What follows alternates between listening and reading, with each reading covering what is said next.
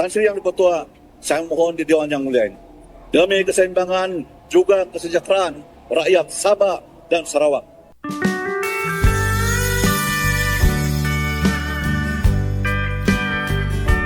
Assalamualaikum warahmatullahi wabarakatuh. Halo guys, jumpa lagi di channel ini. Oke, buat teman-teman gimana nih kabarnya?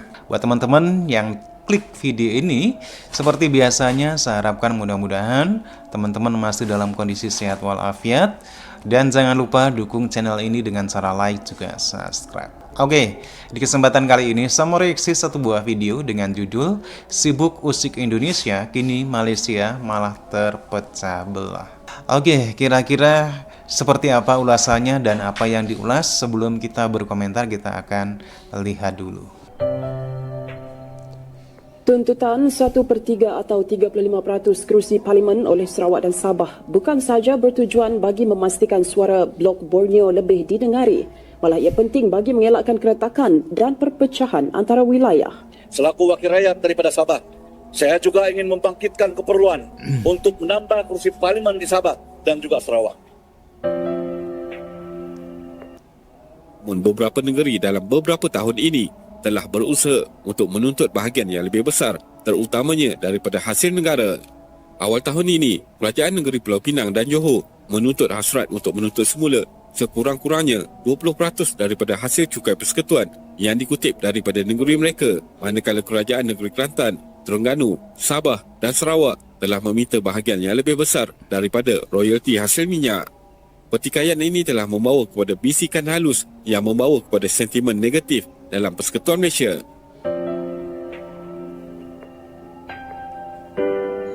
Kebersamaan di Kepulauan Melayu itu, tetapi letak saja perkataan Melayu di sana. Bahasa Melayu Malaysia, bahasa Melayu Indonesia, bahasa Melayu Indonesia. Mungkin kita perlu munculkan balik Sumpah Rumpun Nusantara itu kan. Rumpun kita adalah rumpun Mahawangsa Melayu sebagai identitas Rumpun Mahawangsa andalannya. Itulah kesombongan yang sering diperagakan oleh Profesor Negeri Kasino Malaysia.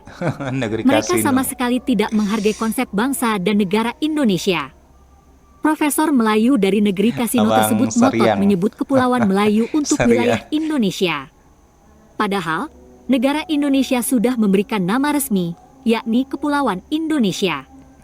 Kalau Malaysia menyebut nama wilayah tetangganya seenaknya, maka jangan salahkan jika orang Indonesia suka menjuluki Malaysia sebagai Malaides. Jangan gundah juga jika Malaysia disebut negeri kasino, karena perjudian memang jadi sumber pendapatan penting bagi Malaysia. Kesombongan yang lain tentu saja, propaganda Profesor Melayu Negeri Kasino yang ingin mengangkangi Indonesia dengan konsep alam Melayu dan Mahawangsa Melayu. Mereka pun sibuk mau memelayukan semua suku di Nusantara dan ingin memelayukan bahasa Indonesia. Tujuannya semata demi kepentingan kaum Melayu palsu di negeri kasino. Kaum Melayu Biar mereka palsu. tampak hebat dan besar, walaupun dalam sejarahnya tidaklah demikian, sambil mencuri budaya semua suku dari Nusantara. Para profesor Melayu Malaysia itu seolah tidak mampu mengukur kekuatan mereka sendiri. Jangankan mau memelayukan Indonesia, memelayukan Malaysia pun mereka tak sanggup. Itu karena kaum Melayu palsu di negeri kasino terlalu lemah dan terpecah belah. Setiap hari pun mereka hanya ribut masalah perkauman. Dan bukan hanya itu saja, negeri dan wilayah di Malaysia sekarang sedang berebut jatah ekonomi yang lebih besar. Jatah ekonomi, jatah duit. Masalah pembagian hasil selalu menjadi isu penting sekaligus sensitif di Malaysia, karena negara buatan British ini berbentuk federasi. Bahkan Sabah Sarawak pun mulai menuntut pengaruh politik yang lebih besar dalam persekutuan Malaysia. Mereka menuntut kuota 1/3 atau 35% kursi parlemen Malaysia, sesuai perjanjian tahun 1963. Saat ini Sabah Sarawak hanya mendapat sekitar 25% dari kursi parlemen Malaysia. Jika tuntutan itu dipenuhi, maka posisi Sabah Sarawak akan semakin kuat. Adapun posisi politik kaum Melayu palsu di semenanjung Malaysia akan semakin lemah. Kaum Melayu palsu. Berikut ini adalah perkembangan terakhir mengenai tuntutan Sabah dan Sarawak itu. Tuntutan 1/3 atau 35% kerusi Parlimen oleh Sarawak dan Sabah bukan sahaja bertujuan bagi memastikan suara Blok Borneo lebih didengari, malah ia penting bagi mengelakkan keretakan dan perpecahan antara wilayah. Fellow Penyelidik Ilham Center, Mujibu Abdul Muiz berkata pertambahan ahli Dewan Rakyat dari Sabah dan Sarawak akan menambah keharmonian kerjasama antara ketiga-tiga wilayah dan memberi makna yang jitu kepada maksud persekutuan iaitu bersekutu bertambah mutu. Daripada ia akan memberikan kekuatan kepada suara-suara dari Sabah dan juga Sarawak terhadap isu-isu yang kritikal yang diperlukan oleh wilayah itu, isu-isu pembangunan infrastruktur, ekonomi, isu pendidikan, pekerjaan yang mungkin kalau dapat diberikan kekuatan itu barangkali juga mungkin akan sedikit sebanyak memberikan autonomi untuk mereka memutuskan sendiri tanpa perlu kepada persekutuan. Dalam pada itu, Mujibu berkata faktor pembentukan kawasan parlimen berdasarkan jumlah penduduk di sesebuah lokaliti tidak wajar dijadikan sebagai alasan dalam menindakkan pertambahan ahli Dewan Rakyat dari dua negeri Malaysia Timur itu. Hal ini katanya pembahagian kerusi parlimen di negara ini menekankan kewajaran kepada kawasan luar bandar untuk diwakili meskipun populasi penduduknya yang kecil.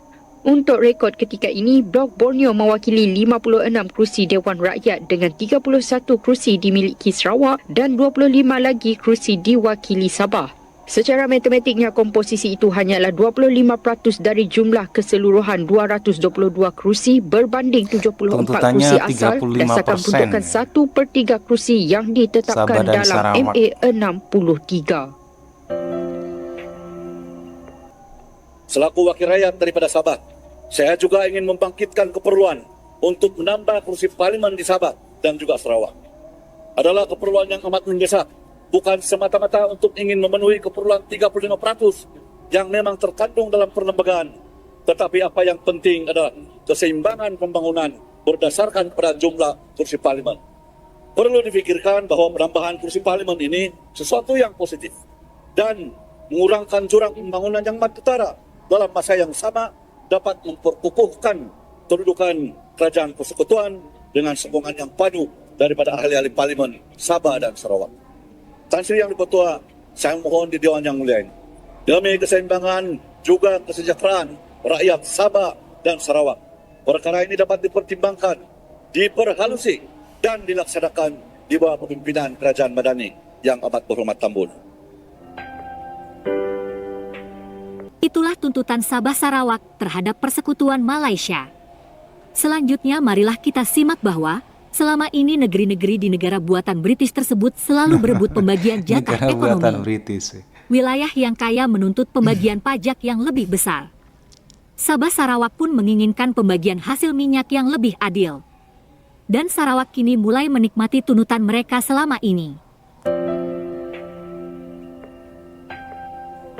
Tetapi, toleransi yang wujud dalam perjanjian selama ini nampaknya sedikit digoncang. Walaupun perjanjian antara negeri atau wilayah di Malaysia telah dipersetujui tahun yang lalu, namun beberapa negeri dalam beberapa tahun ini telah berusaha untuk menuntut bahagian yang lebih besar, terutamanya daripada hasil negara.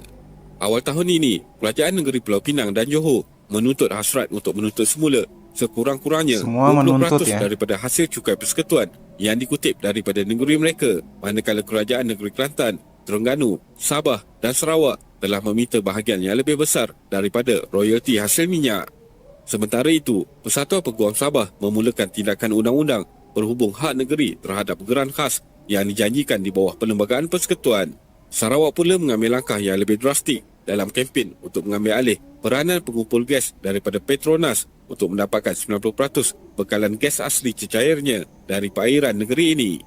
Dan pada tahun 2020, Sarawak mengambil tindakan sendiri dengan mengenakan cukai jualan 5% ke atas produk petroleum, satu langkah yang menjana RM3.2 bilion pada tahun 2022.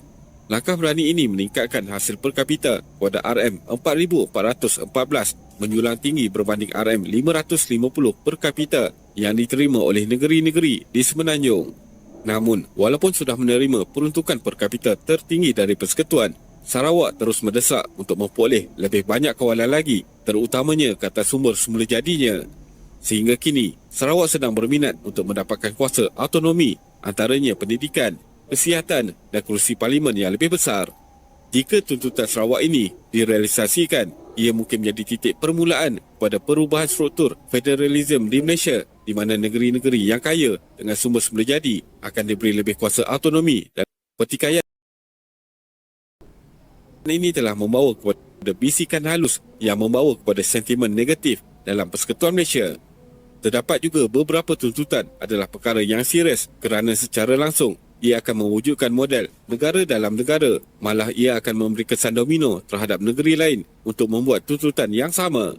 Di sinilah perlunya toleransi antara semua dalam menyelesaikan isu berbangkit. Putrajaya dalam usaha untuk meredakan ketegangan yang semakin meningkat ini telah memberikan beberapa konsesi kepada Sarawak. Kawalan ke atas pelabuhan Bintulu telah diserahkan semula kepada Sarawak dan negeri itu dibenarkan untuk memperoleh Maswings, anak syarikat penerbangan serantau. Selain itu, pengambil alihan 30% kepentingan dalam Affinbank oleh Sarawak menunjukkan sejauh mana perjuangan kuasa yang sedang berlangsung. Jika konflik kuasa antara kerajaan pusat dan negeri atau wilayah ini terus berlaku, ia akan menjadikan proses membuat keputusan melibatkan perkara tertentu menjadi rumit dan lambat. Oleh itu, titik Bahaya keseimbangan juga ya perlu dicapai dalam memberikan autonomi tuntutan kepada negeri. Sarawak Sabah ini ya. Tapi dia pengennya merdeka Begitulah sebenarnya. masalah cukup serius yang dihadapi oleh negeri kasino Malaysia. Terima kasih sudah menonton sajian kami. Sampai jumpa lagi. Oke teman-teman, ya demikian satu buah video dari channel Demi Indonesia Raya dengan judul Sering Usik Indonesia, Kini Malaysia Terpecah. Satu buah video yang mengulas tentang tuntutan daerah-daerah ataupun wilayah-wilayah yang ada di Malaysia. Terutama dalam hal ini adalah Sabah dan Sarawak. Sabah dan Sarawak menuntut pembagian hasil sesuai dengan keputusan perjanjian M63 karena selama ini apa yang diterima oleh Sabah dan Sarawak katanya tidak sesuai dengan perjanjian. Dari segi kursi parlemen pun demikian, pembagian di parlemen yang seharusnya 35% ternyata hanya 25%, dan juga pembagian hasil kekayaan Sabah dan Sarawak yang diterima juga tidak sesuai dengan harapan masyarakat Sabah dan Sarawak dan juga dalam perjanjian M63 karena masyarakat Sabah dan Sarawak itu mengacu pada perjanjian M63 yang harus dipenuhi oleh Semenanjung, dan inilah yang menjadi tuntutan dari Sabah dan Sarawak. Oke teman-teman, ya demikian. Bagaimana nih menurut teman-teman? Buat teman-teman yang ada di Sabah dan Sarawak, silakan teman-teman bisa berkomentar dan jangan lupa like juga subscribe. Terima kasih dan wassalamualaikum warahmatullahi wabarakatuh.